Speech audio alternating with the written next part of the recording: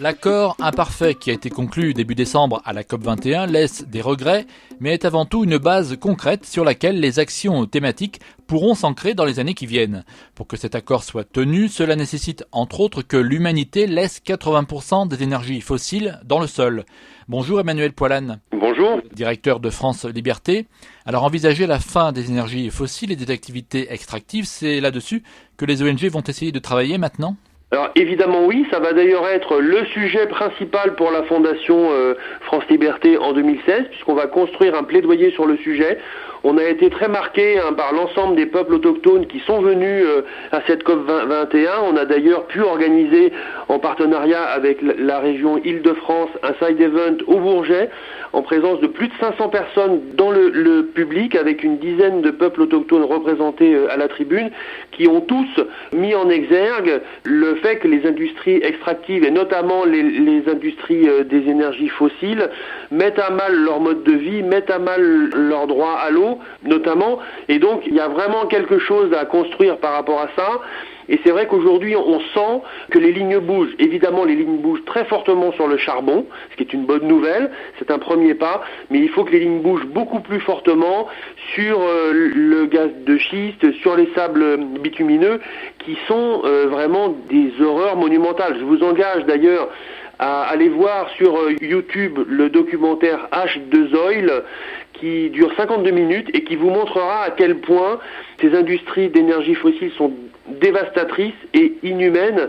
Donc la Fondation France Liberté va vraiment tout faire en 2016 pour rendre ces éléments plus accessibles au grand public et faire en sorte que très rapidement, à la fois le monde de l'économique, le monde de la finance et le monde du politique s'engagent sur la sortie des énergies fossiles, la promotion des énergies renouvelables, parce qu'évidemment, c'est un enjeu essentiel dans l'ambition d'atteindre les 2 degrés, puisqu'on sait aujourd'hui que si on veut rester sous la barre des 2 degrés pour le changement climatique, il faut qu'on laisse dans le sol 80% des réserves connues à ce jour. Donc ça commence maintenant, on ne peut pas se permettre d'attendre. Et les résolutions de la COP21 peuvent y contribuer.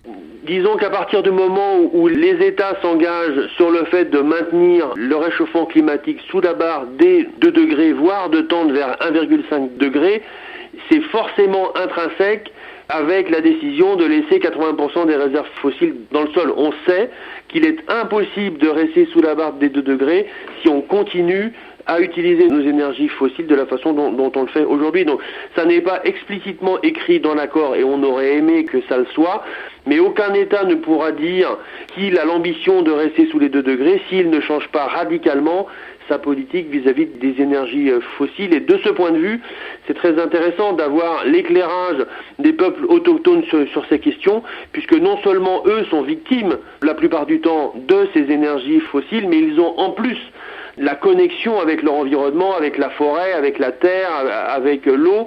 Ils font qu'ils sont en réelle capacité d'expliquer au grand public pourquoi c'est essentiel de faire évoluer nos modes de vie très rapidement. Reste malgré tout à cet accord de Paris quelques bémols qu'il convient de souligner. Nous en reparlerons dans une 3e partie la semaine prochaine. Merci Emmanuel Poilane.